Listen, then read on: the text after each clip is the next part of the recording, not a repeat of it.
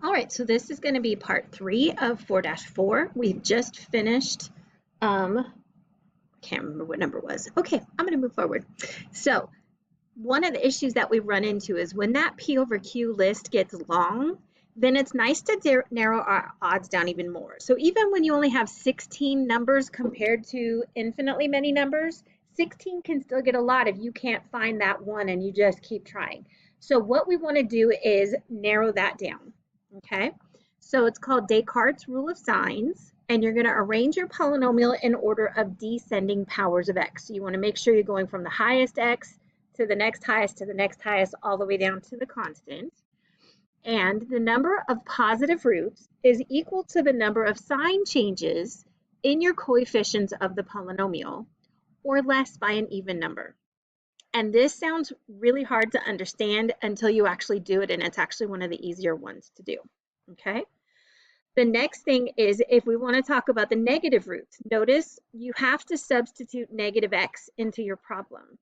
And so it's going to equal the number of sign changes for p in terms of negative x, or less by an even number. All right, so if we take a look at this first example, notice it's not, oh, sorry, it does. I'm not having a good day in terms of my emceeing, but we're going to move forward. So we're going to find the number of possible positives, the number of possible negatives, and then we're actually going to go searching for those rational roots. So I notice I've got 5, 4, 3, 2, 1, nothing. It doesn't have to be perfect descending order. You can have skips, but it just needs to be in descending order. So when we look at this, to go from positive 2 to positive 3, we do not have a sign change. It's positive to positive. Positive to negative has a sign change. Negative to positive has a sign change. Positive to negative has a sign change. And negative to positive has a sign change.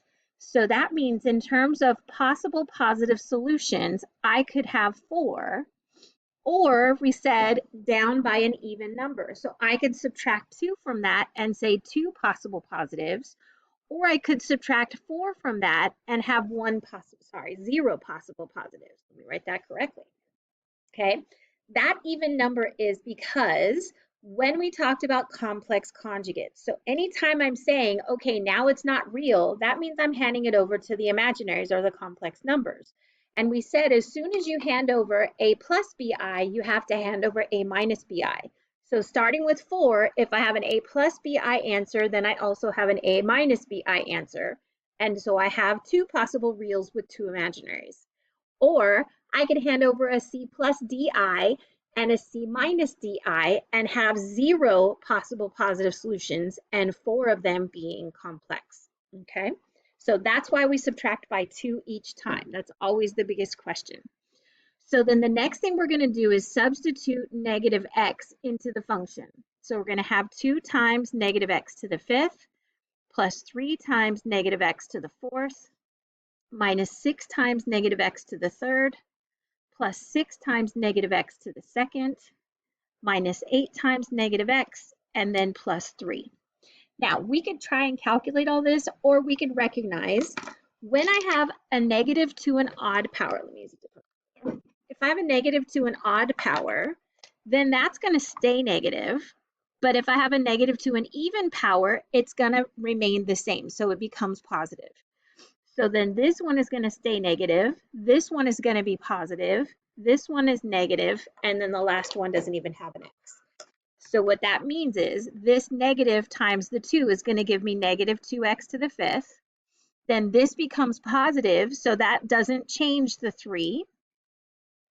This one is going to become negative, so that's the opposite of negative 6, which is positive 6. And then this one, when I square it, the negative goes away, so I just have plus 6x squared. And then a negative times a negative is a positive, and then I have plus 3.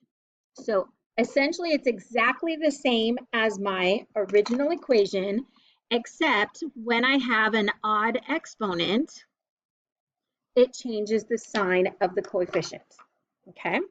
So now we can say from negative to positive, we had a sign change. Positive to positive, we did not. Positive to positive, we did not. Positive to positive, we did not. And positive to positive, we did not. So my number of possible negative solutions is 1. or down by an even number, but the smallest even number, not including 0, is 2. And I can't say I have this like a negative amount of something. So once we hit 1 or we hit 0, we're done subtracting. So that means there is one possible negative solution and up to 4 possible positive solutions. So if I was a betting person, I would bet on getting a positive answer. So now it said actually find those rational roots. So my Q values are going to come from this 2 in the front. So 2 is prime, so it's just going to be plus or minus 1 and plus or minus 2.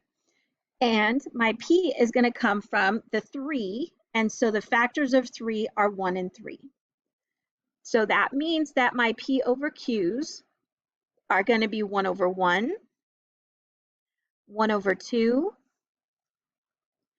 3 over 1, and 3 over 2. Okay, so I'm going to try 1. Let's see what happens. And so I do have perfect descending order. So I do need perfect descending order for this. I don't need perfect for Descartes' rule of signs. I don't want to add in a 0 in there and then not know what I'm talking about when I'm talking about sign changes. So I've got a 2, a 3, a negative 6, a 6, a negative 8, and a 3. Okay, so if I drop down this 2, 1 times 2 is 2. Their sum is 5, times 1 is 5, plus negative 6 is negative 1, times 1 is negative 1, and then we get 5, times 1 is 5, plus negative 8 is negative 3, times 1 is negative 3, and then we get 0. Okay, so now I can say that my function is equal to x minus 1 times this this depressed polynomial. So x to the 0, x to the first, x to the second, x to the third, and x to the fourth. And so I've got 2x to the fourth plus 5x to the third minus x squared. Then we get plus 5x minus 3. Okay, so I want to keep going. And sadly, I still have the 2 and the 3. So these are still all my possibilities. And because I had one possible positive already, I'm guaranteed I'm going to have a second one. Now, I'm not guaranteed that it's going to be rational, but I'm guaranteed to have a second one. So I'm going to get some more paper just to make sure I have enough room. But this time I can do it into the depressed polynomial. I don't have to go back to my original so that I can keep coming down and down and down by 1 degree. So I'm going to try 1/2. I don't know why. So 4, 3, 2, 1, 0. I'm in perfect descending order. And so I'm going to drop the 2. Half of 2 is 1. Their sum is 6. Half of 6 is 3. Their sum is 2. Half of 2 is 1. Their sum is 6. And half of 6 is 3. And we get a remainder of 0. So that was amazing. And so this is x to the 0, x to the first, x to the second, x to the third. And so now we can say that we have the function equal to, don't forget that first one, so we had an x minus 1. Now we have an x minus 1/2. And we have this depressed polynomial, which is 2x to the third plus 6x squared plus 2x plus 6. And I went off my screen. Sorry about that. All right, so I'm going to keep trying, but I have a feeling, I don't know why, I might not have any more positive solutions or positive roots. So I'm going to try negative 3 into this depressed polynomial. So I've got 3, 2, 1, nothing. So I'm going to use 2, 6, 2, and 6. And by the way, if you wanted to factor that 2 out, you could, and you'll still get the right answer. So I'm going to drop this 2, and then times negative 3 is negative 6. Their sum is 0, times negative 3 is 0, plus 2 is 2, times negative 3 is negative 6, and we get a 0. Oh my goodness. So notice on your homework, this might take a little longer when you don't have your little cheat sheet, okay? So this is x to the 0, x to the first, and x to the second. And so coming over here, that means we have f of x is equal to x minus 1 times x minus 1/2 times, and now I have x minus negative 3 times this depressed polynomial, which is 2x squared plus 2.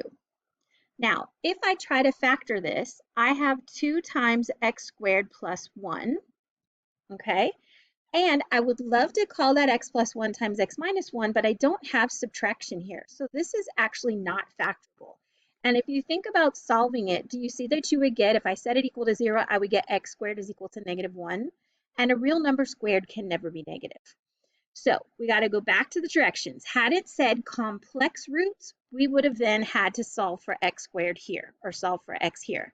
But because this said rational, that means the answer has to be real. So that means my only real solutions are going to be x equal to 1, x equal to 1/2, and x equal to negative 3. And the remaining 2 roots would be imaginary. So because it did not ask for imaginary solutions, we can stop here. All right, so let me try and move this out a little bit so you can maybe get a picture of that if you wanted. All right, so you can pause that, do what you need to do. I'm going to go on to the next one. So see what you can do with this. Go ahead and pause the video and see what you can do. And it looks like I might need to do a 4th part. I'm so sorry. There's not a lot of problems, but each problem does take their time. So I'm going to go ahead and do that.